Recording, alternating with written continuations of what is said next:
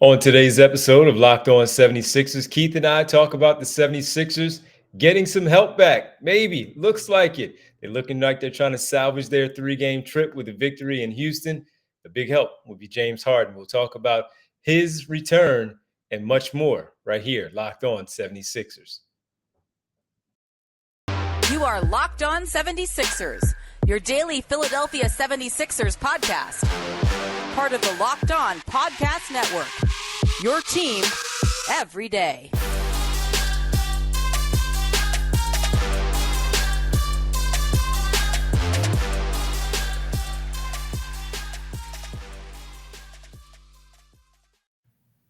Welcome, you are Locked On 76ers. I'm Devon Givens from 97.5 The Fanatic Radio in Philadelphia, along with my co-host and partner from theinquirer.com and Sixers beat writer live from Houston as we get ready for Sixers Rockets later on tonight. What's up, Keith? What's going on, man? How was the weekend? It's been good. It's been good. Relaxing. You know how that goes. Just relaxing. Get a little Saturday and Sunday in H-Town, huh? Had to get the barbecue, bro, today. Is it that good? I've never been there.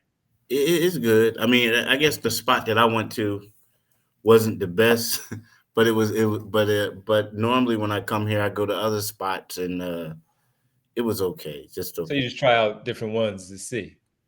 Yeah, I don't know. Today it was just like you know how you go to a city and you can go to a restaurant, like a chain restaurant that you know of.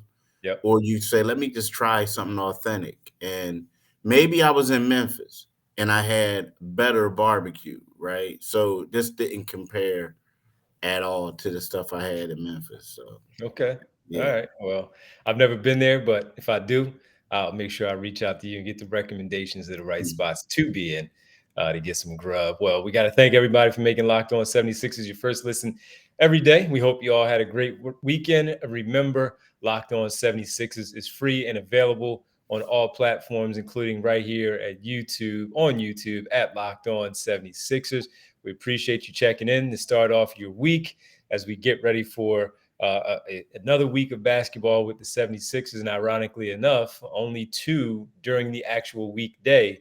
Monday tonight against the Houston Rockets and Friday against the Los Angeles Lakers, hosting LeBron James and company to start off a 7-game homestand. What we need to talk about tonight, James Harden coming back. This was a target date that we found out about a week ago that this was the game that he was looking forward to. Makes sense, being in Houston for all those years, made sense for him to come back in this game if that was that right around that return date. We also need to get into something, Keith, that you wrote about on theinquirer.com in regards to Doc Rivers speaking about Shake Milton's play. When James Harden comes back, somebody's going to go to the bench, whether it's Melton or Milton. And it's probably going to be Milton in this case because Melton was already starting when James Harden was out. So we need to talk about what he said and his role moving forward. And also in the final segment, as always, on the game day, we'll give everybody our keys to the game of, again, trying to salvage this 3-game trip with a win, not going winless. Keith, James Harden's been out for a month dealing with the foot injury, and he's eligible, it looks like, to come back. He played 5-on-5 in practice on Sunday, his first run there with the team.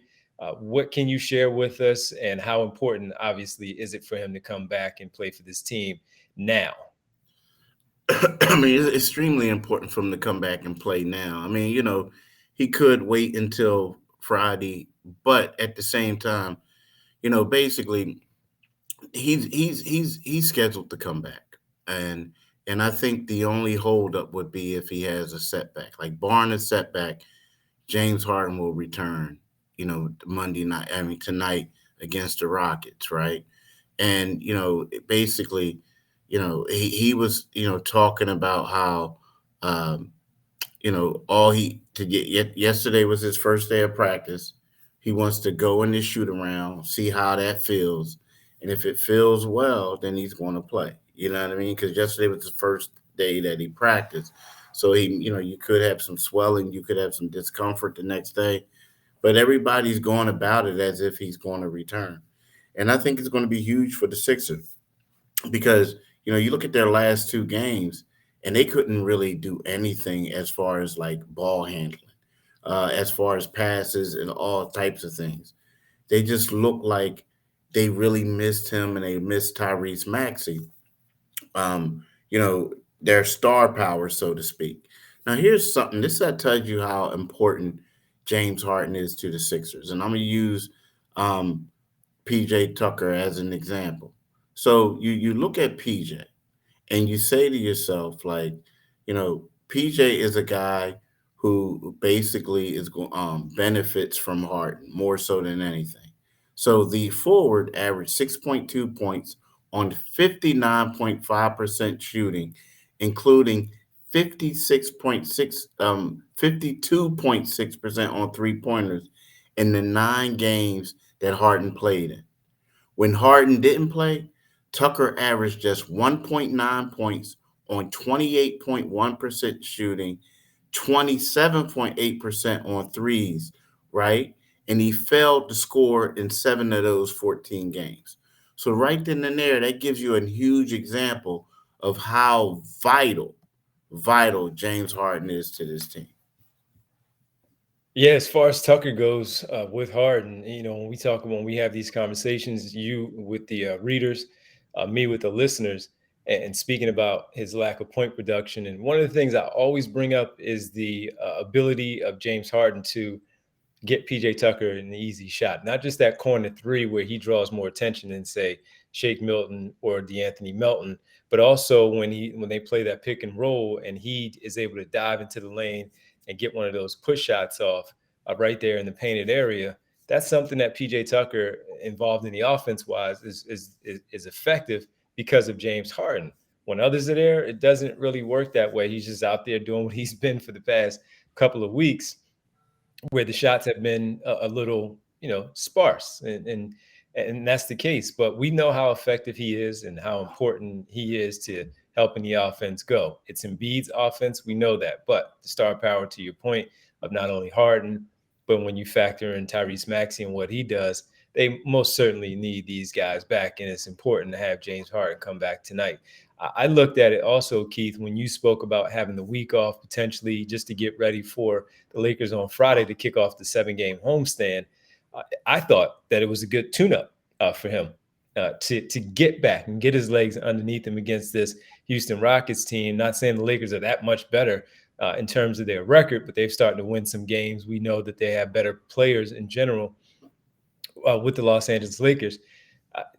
This one here with the Houston Rockets, no disrespect, but they are still a rebuilding team that you look at, and it's better, in my opinion, to come in and get that work in against them than have it be your first game against the Los Angeles Lakers, if you could. And they are doing that in that way where it seemed like it worked out better for him. Now we'll see how it all plays out. Maybe it won't have any impact at all. Maybe he'll be rusty in both of these games.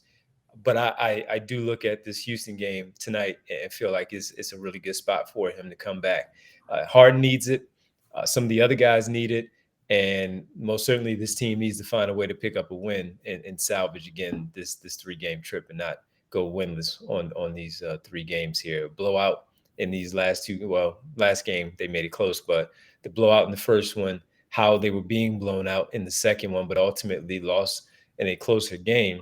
And they was about to get, Doc was like, woo, but nah, they lost. Yeah, they need. Never, I can ask you a question. This one tonight. Was that ever in doubt? No. Yeah, okay, good, my man. Because some people was like, nah, if they would have got that call, I'm like, bruh, nah, they need James. Yeah. I mean, too much stuff. Like we haven't talked about it since Friday, since we weren't on, but the Steven Adams offensive rebounds, right? 10 for him as an individual, offensive rebounds alone, and then the team of the Sixers collectively had 10. The fact that they were out rebounded by 12 on the boards in general, and the second chance points because of that. Yeah, they need stuff like this. Not that James Harden is going to come in and be a rebounding machine, but he does average about 7 boards a game to help out Tobias Harris and Joel Embiid on the glass also. So yeah. It's important to have him back. I'm glad that he's coming back now. When the injury happened, Keith, like you typically talk about with injuries to teams and especially good teams, I'm happy that it happened now. and not later in the season when they got ready for their playoffs. Yeah, yep. I'm All with right, you. when we come back, when we talk about the importance of him coming back and helping out everybody else, it also slides players back into their roles. One in particular, Shake Milton, Doc Rivers. You had a chance to write a story while being on the road with him about Doc Rivers, speaking about Shake Milton and his role going forward. We'll get into that next, right here on Locked On 76ers. And before we get into all of that, I got to tell you about Taro, the world's largest car sharing marketplace. This is the place that when Keith is on the road, makes sense. You look for Taro if you could. Why Taro? Well, because you can book any car you want wherever you want it from a community of local hosts. Browse a huge selection of vehicles for just about any occasion or budget across the US, UK, Canada, and Australia. Book a spacious SUV or minivan for a family road trip. Get a classic or luxury car for a special event, birthday, or holiday. The holidays are coming up. Again, you may not want to drive your car. You might want to use something else. Taro is the place to go. You can find an affordable economy car on your budget, and you just need to get from point A to B. This is the place to go. Test drive the new electric vehicle you've had your eye on and see how it fits in your everyday life. You know, it's not a big deal. They have all of these charging stations now. So check that out. Taro hosts can deliver the car to you also. So you don't have to move so much. They can just bring it to you. Every trip is backed by liability, insurance, terms, conditions, and exclusions apply. Forget boring rental cars and find your drive at Tiro.com. Okay? Cool. Make sure you do that because, hey, why wouldn't you? Nice car service there for you.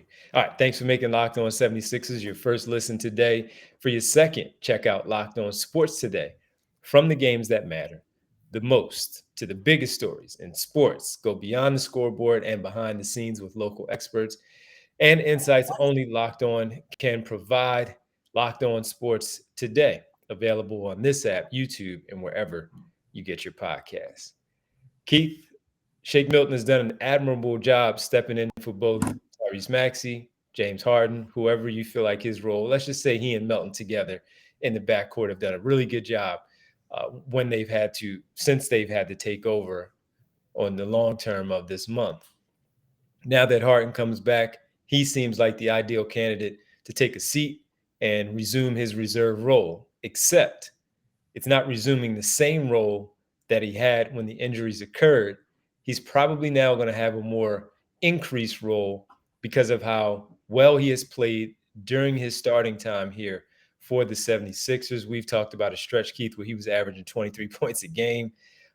He's had 20 plus in 4 consecutive games, assisting, rebounding, having really good control of the offense, not turning the basketball over, still playing well when Joel Embiid came back. But Keith, you had a chance to speak with Doc Rivers while on the road, and Rivers mentioned how this trip here has shown him now, or this stretch here without those two guards in the backcourt has shown him that right now Shake Milton deserves to stay in this rotation. Yeah, true. You're right. And it's one of those things where Doc said, there's always a competition going on, right? A competition for minutes. And Shake has proven that he should play. Hopefully that continues, Can he play this role with shorter minutes? That's what happens. He says, guys get a lot of minutes and they can play. They get shorter minutes and sometimes they can't. But he will be able to. Shake is just another guard. He says, we know we can use him, so that's really good. So, and he's right. I think that when you look at Shake Milton, he's thriving in this role, but he can be that guy that the Sixers look at as someone who could come off the bench and give them some quality production. And the one thing is, when you look at DeAnthony Melton, you always want to have him on the floor with another ball handler. Well, Shake can come in and run a second unit as the only primary ball handler, which helps the Sixers out because then, you can get George Niang, you can get, you can go smaller with George Niang, Paul Reed, maybe Montrez have some type of lineup, a jump lineup, so to speak. You can get Matisse out there, so I feel like he's going to help out a lot.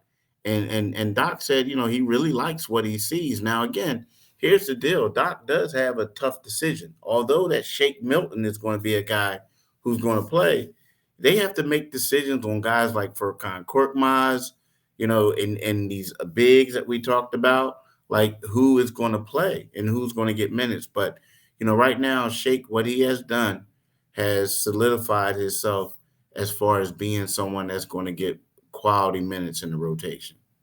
Doing the exact same thing that he's doing right now, of course, production wise, numbers wise, it's not possible because he won't have the same amount of minutes.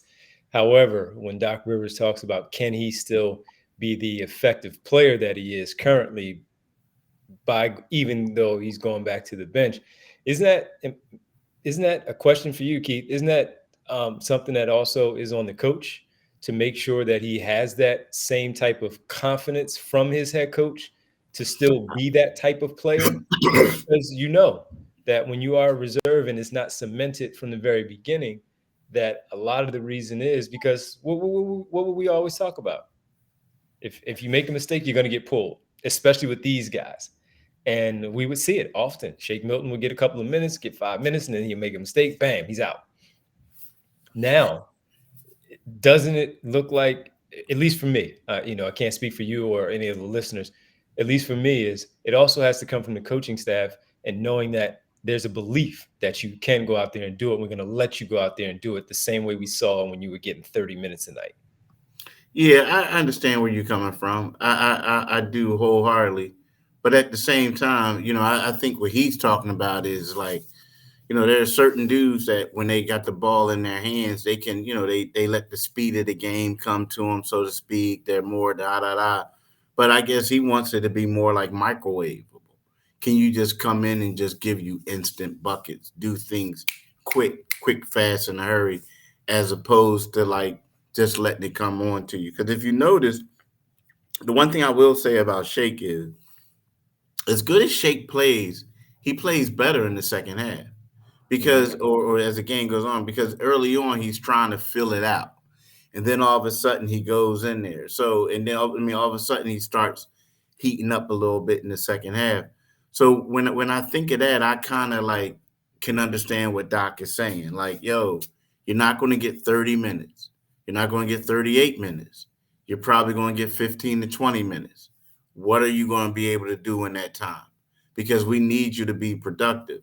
And if you notice early on in the season, when he would play, it was one of those things where he would play 6 minutes and he wouldn't do anything. He was just out there. So when you factor that in, yes, it is up to the coach, but also he has to learn to be more aggressive when he's just out there being a bench player. See, here's the thing. I think that's one of the things about Shake. He's always aggressive because that's his mentality. That's his style. It was more of pulling him back and not allowing him to be aggressive because he would get off 5 shots in 3 minutes. You know what I mean, Keith? He would get off that many shots and you're like, Shake, you want to move the ball? But now that he's scoring and he knows that he's scoring, he also knows that not only does he have the trust from his coaches, but his teammates trust him because they saw what he can do. Maybe that will make a difference for him going forward in this new role, now backing up James Harden if he's coming off the bench again. So I'm intrigued. I'm intrigued to see what his mentality will be like once James Harden comes back. Maybe we'll see it tonight. We'll most certainly see it, I'm sure, on Friday later on in the week to see if it does, in fact, happen that way for Shake Milton. But he's done a really good job stepping into the role that he has had to play since they've been out. Final one for us, Keith, we need to talk about with this basketball team. We need to get into what they need to do to win tonight. They're playing a 6-win team in the Houston Rockets. They haven't played, I believe, since Friday night also.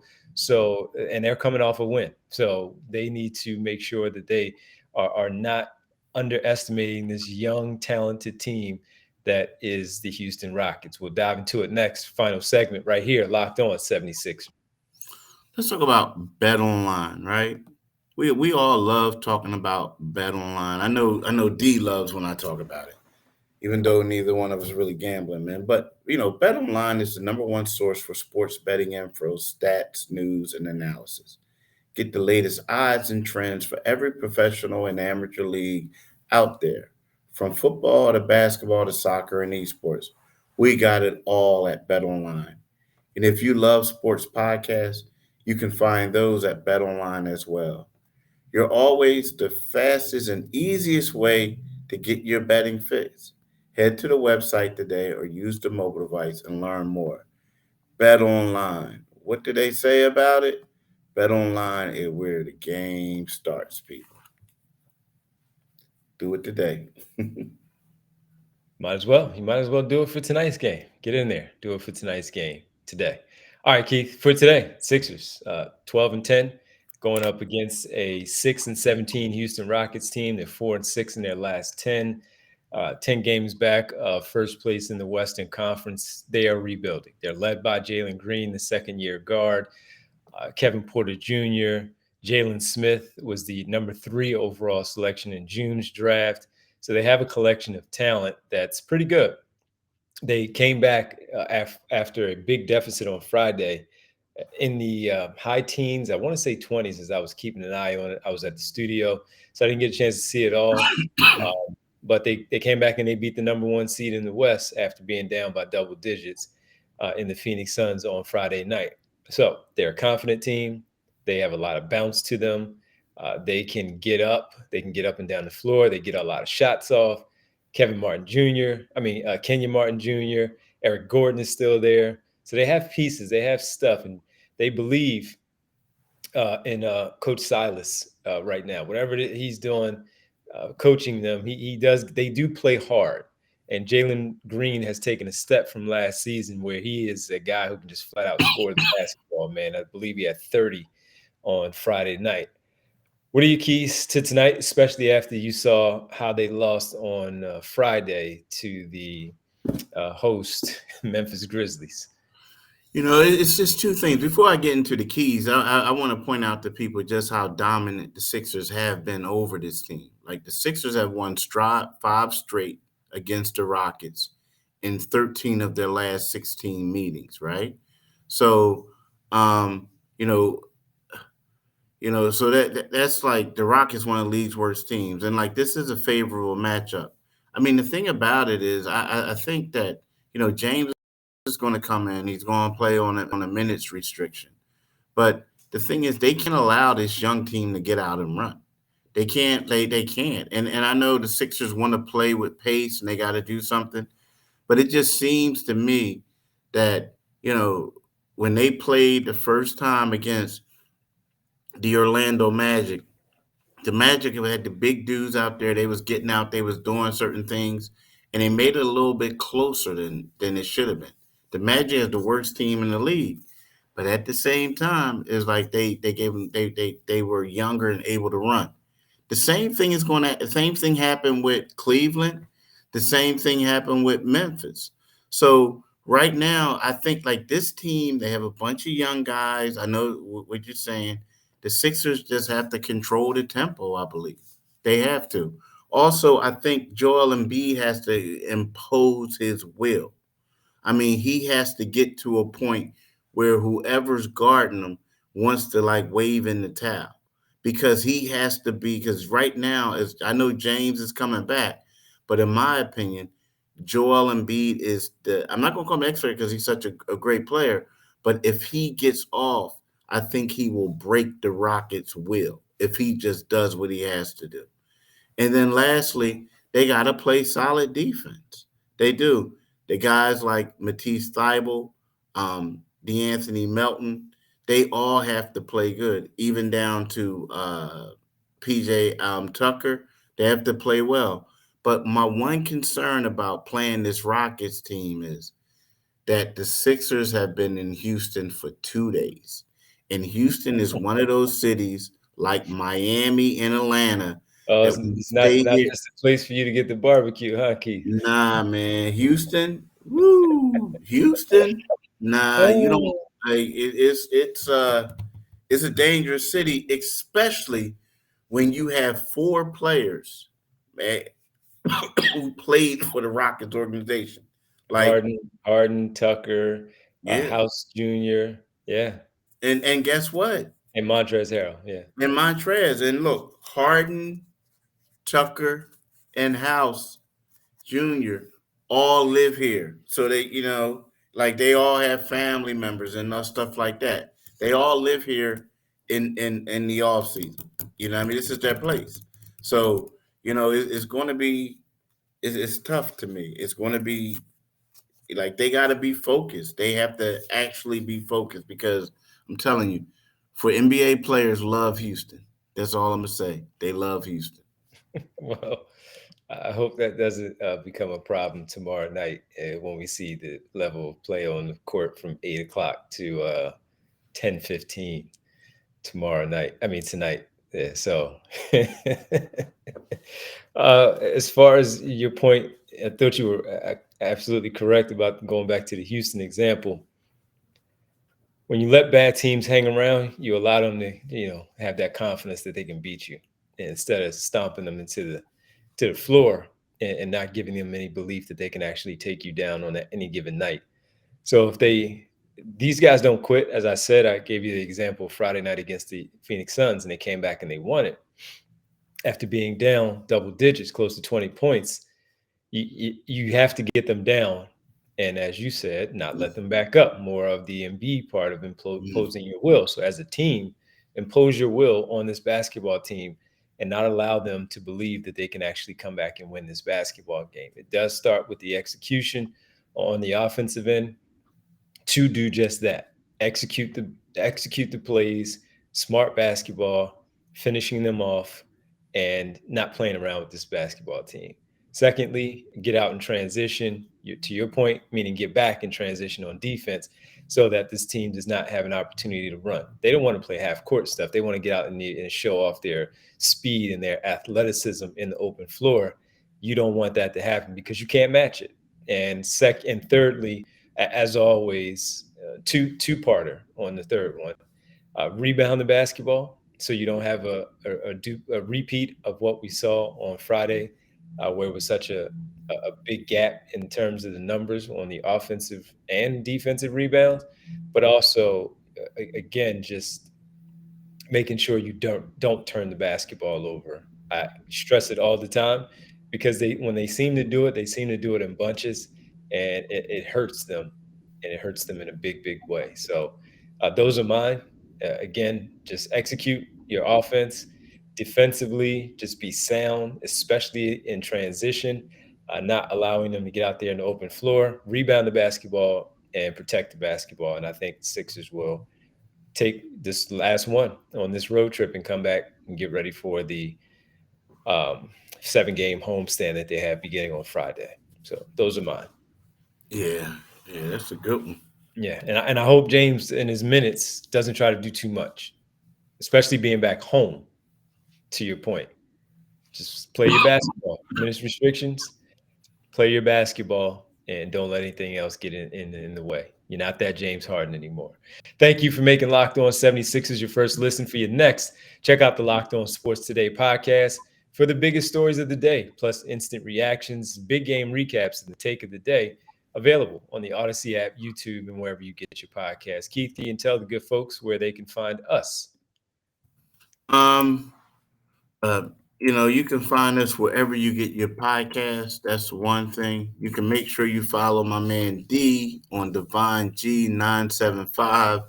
And then tonight, you can listen to him on the Divine Giving Show from 6 o'clock to midnight. So what he's going to do is, he's not going to be on it the whole time, but the game is, before the game, he's going to do the pregame. He's going to do the show pregame. And then after the game, he's going to come right back on.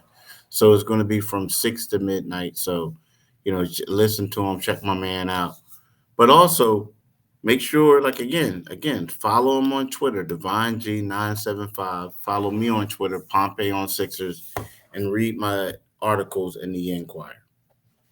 Well, we appreciate you all taking the time on this Monday, getting ready for this next game.